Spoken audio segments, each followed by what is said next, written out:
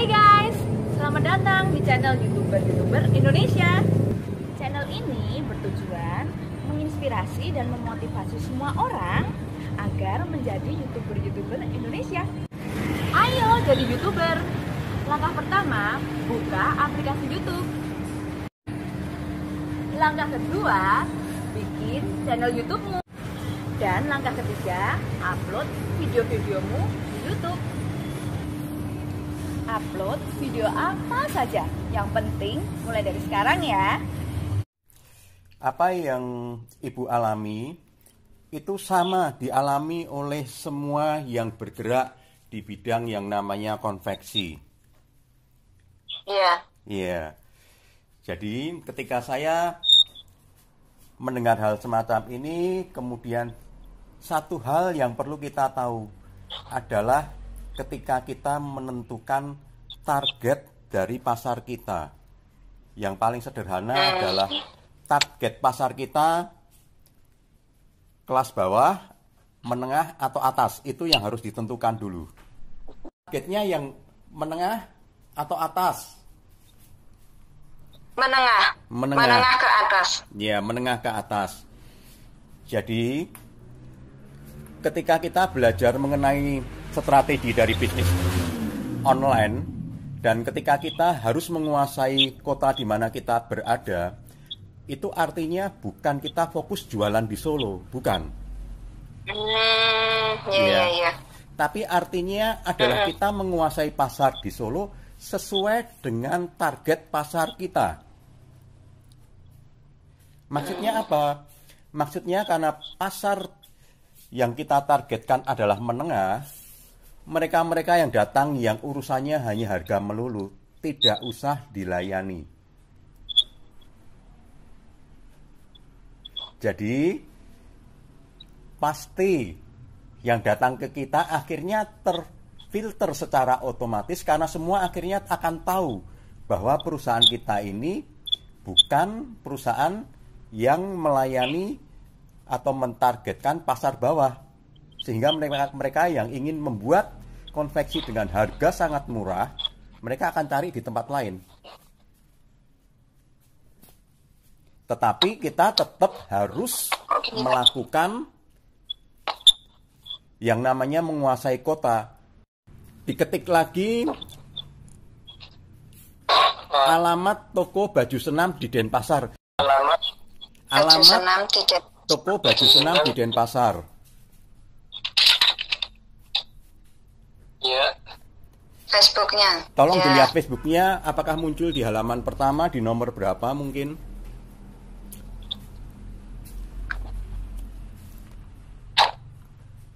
Di awal, Pak. Nomor 1. Oke, kemudian alamat jual baju senam Denpasar.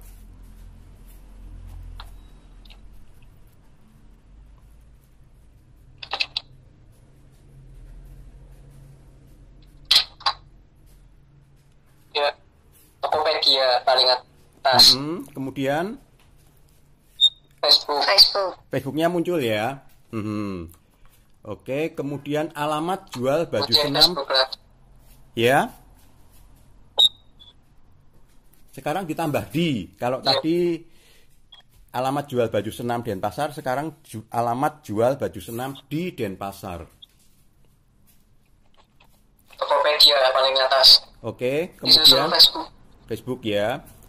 Oke, kemudian terus yang ketiga tadi Facebook, sekarang Blogspot. Oke.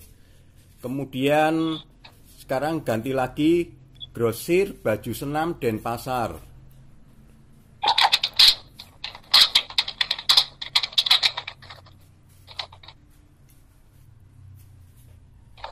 Tokopedia.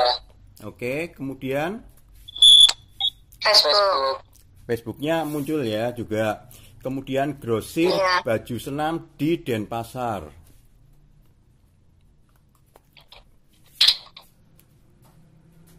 Tokopedia terus Facebook. Oke. Kemudian jual baju senam Denpasar.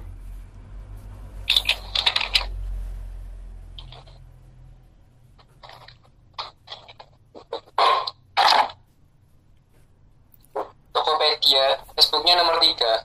Oke. Ya. Kemudian pabrik baju senam di Bali.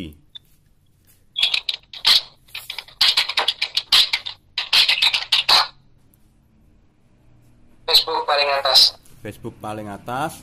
Kemudian produsen baju senam Denpasar.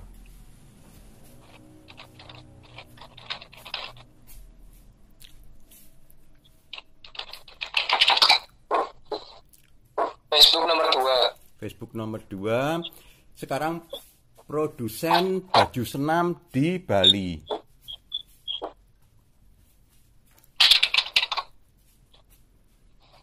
Facebook nomor 2. Oke.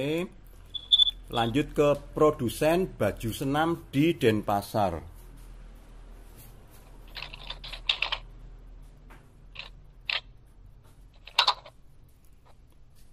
Facebook nomor 2. Kemudian tempat beli baju renang di Denpasar.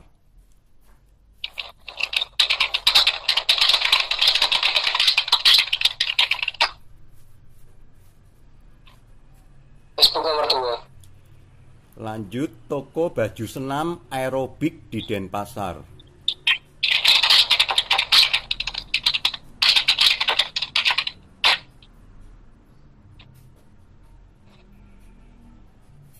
Facebook nomor 3. Oke. Lanjut toko jual baju senam di Denpasar.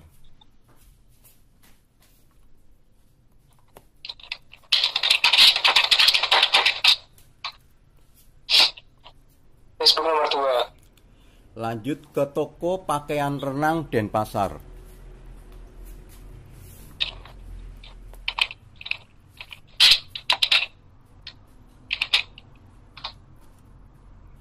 Facebook nomor 2.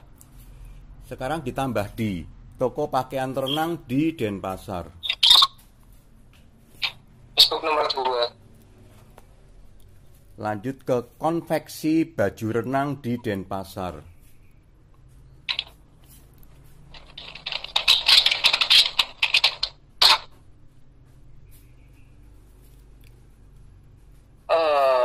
Facebook nomor 1, 2, 3, 4, 5, 6.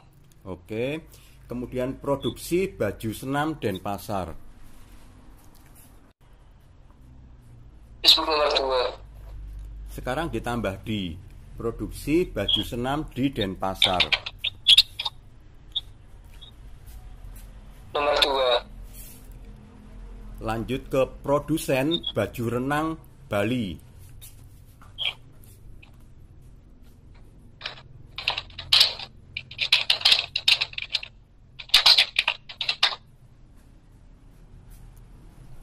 Facebook nomor 3. Lanjut ke produsen baju renang Denpasar. Nomor 2. Oke. Jadi kita sudah mencoba, ini tadi ada puluhan kata kunci dan Facebook Feedream muncul di halaman pertama di Google, kemudian juga urutannya rata-rata di atas ya, kira-kira rata-rata seperti itu di atas. Nah, dengan cara seperti ini kita akan menjadi market leader di kategori produk kita. Yang kita pertanyakan kan sekarang, bagaimana caranya kok bisa seperti itu? Betul nggak? Iya. Ya. Nah, hal yang harus kita setel mindset kita ini memang sederhana. Mindset ini sangat sederhana karena ketika mindset kita bilang saya bisa, pasti bisa, tapi kemudian ada masalah, itu bisa membelokkan tujuan kita dari tujuan awal. Kita akan ke pola yang lama lagi. Jadi yang pertama, yakinlah bisa. Ya, yang kedua, yakin bisa karena belajar dari mentor yang sama. Jadi ilmunya yang saya berikan juga sama. Kemudian yang ketiga, yakin bisa melalui proses, melalui waktu, Dan yang paling penting praktek. Yang paling penting apa? Praktek. Praktek ya. Jadi tolong dipraktekkan dalam hari-hari mulai hari ini bahwa mari kita tinggalkan zona nyaman kita. Jadi ciptakan zona yang baru dengan melakukannya secara rutin sehingga menjadi zona nyaman yang baru. Ini perlu komitmen sehari. Apakah 1-2 jam ada waktu untuk mengerjakan bisnis online? Ada, Pak. Ada, ya. Jadi kalau sudah ada, sudah itu harus dilakukan apapun alasannya, sesibuk apapun, jangan pernah di-skip pesan saya. Karena begitu kita berpikir bahwa hari ini saya terlalu sibuk, saya akan kerjakan besok saja, nanti yang terjadi dari 1 hari kita skip, tanpa disadari lama-lama bisa 2-3 hari, bahkan 1 minggu kita tidak melakukan aktivitas bisnis online. Itu yang sudah terjadi, yang saya amati dari mereka yang belajar. Banyak hal kasusnya.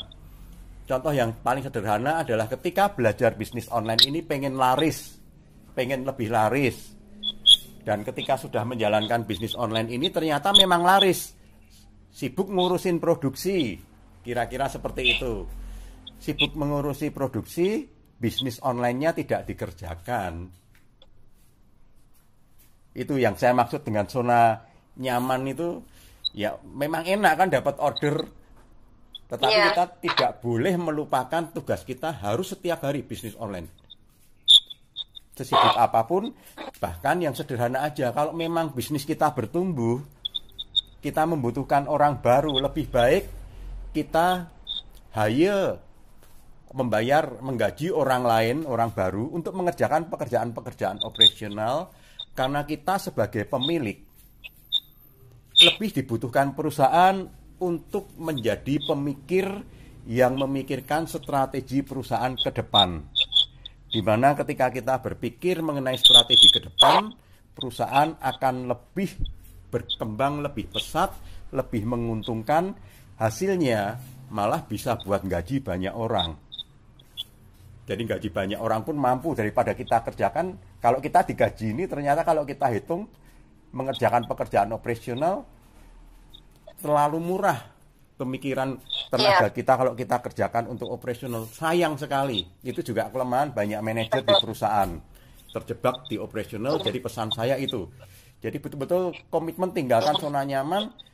Nah, delegasikan pekerjaan operasional yang menyita waktu sehari-hari sehingga kita bisa memikirkan hal-hal strategis agar usaha kita semakin berkembang. Fokus ke situ. Kemudian praktek, hal-hal praktis ya. Hal-hal praktis ini maksudnya apa? Lakukan hal-hal yang efektif dan efisien ya. Apalagi dengan bimbingan mentor. Kemudian jangan takut dengan masalah atau problem teknis, karena semua informasi tersebut sudah ada di internet. Jadi era sekarang tuh belajar internet lebih mudah. Kalau hal teknis ngetik apa saja sama Google pasti dijawab, dan jawabannya sudah ada di situ semua. Tidak perlu takut. Nah, hanya yang perlu kita ketahui juga, ini kesalahan awam, bahwa 80% mungkin lebih malah informasi yang di internet itu tidak cocok dengan semua orang.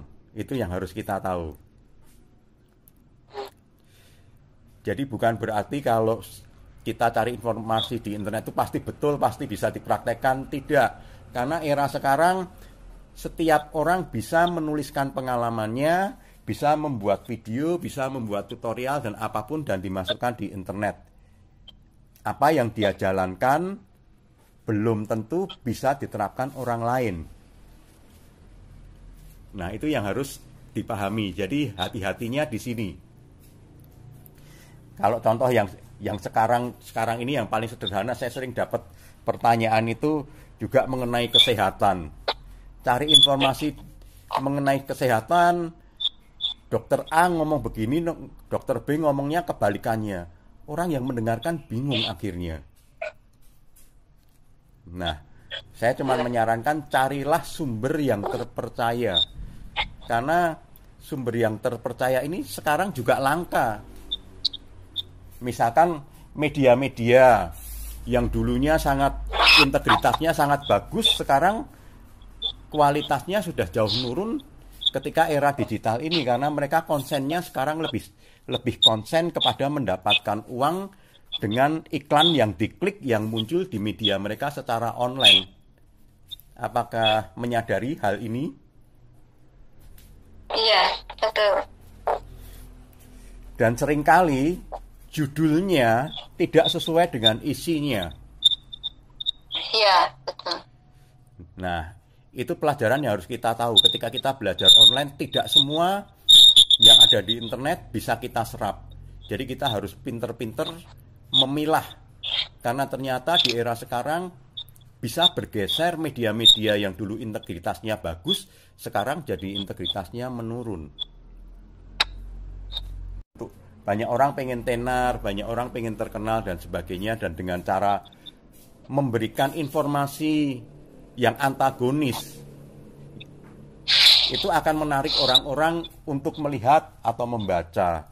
Nah, hati-hati. Jadi yang penting kita tidak bingung. Kita kalau tahu sesuatu, bahwa double check, terutama dengan sumber-sumber yang sudah lama, yang kira-kira misalkan seorang dokter dia sudah konsisten dari dulu, memang dia seperti itu. Nah, mungkin punya kenalan dokter pribadi dan sebagainya, silahkan, itu bisa dipelajarinya di sana. Jadi kita harus praktek hal-hal praktis ya, efektif, efisien. Kemudian delegasikan hal-hal yang lain. Kita hanya praktek. Karena kalau kita praktek, kita 1 jam atau 2 jam sehari, itu nanti bisnis kita sudah sulit dikejar oleh orang lain. Sehingga posisi dari optimasi Facebook kita itu susah dikalahkan orang. Jadi kalau merasa bingung, merasa tidak nyaman, tetap jangan pernah berhenti, tetap praktek. Kalau kita berhenti, mengambil istirahat 1 hari, 2 hari, kecenderungannya akan kembali ke kebiasaan lama, sehingga kita mau megang lagi itu biasanya sudah malas gitu. Jadi selalu ingat mindset di mana ada harga yang harus kita bayar, hanya praktek 1 jam sehari atau maksimal 2 jam. Kalau baru-baru gini ya mungkin bisa sampai 2 jam, tapi kalau sudah jalan itu tinggal 1 jam, hanya sekedar kita follow up, mentoring dan sebagainya. Nah, kemudian satu jurus yang perlu kita pegang adalah, pernah mendengar nama Napoleon Bonaparte? Iya, pernah. Di mana beliau adalah jenderal perang dan banyak memenangkan peperangan. Rahasia kemenangannya yang terkenal ternyata hanya satu. Jurus di mana dia membakar kapalnya ketika bersama pasukannya akan menyerbu ke tempat lain, ke pulau lain menggunakan kapal. Begitu nyampe ke pulau atau benua tersebut, langsung kapalnya dibakar. Sehingga mereka tidak ada pemikiran untuk bisa kembali lagi. Pemikirannya hanya satu, menang atau mati. Dan ternyata itu memberikan semangat yang luar biasa kepada pasukannya. Dan beliau sampai hari ini menjadi jenderal yang namanya tetap dikenang dan strateginya masih diingat orang. Seringkali juga diajarkan bahwa strategi bakar kapal ini adalah, kalau untuk penerapannya di era sekarang, kita sudah ada di era bisnis online, jadi betul-betul fokus ke bisnis online. Jangan kembali ke bisnis offline. Karena offline cepat atau lambat tadi akan bangkrut, akan mati. Sudah banyak bukti, bahkan di negara Amerika ada banyak sekali toko-toko retail yang cabangnya sudah mendunia kemana-mana, dan sejak pandemi ini mulai bangkrut dan pada ditutup semua. Itu mindset yang harus kita tanamkan. Thank you guys for watching.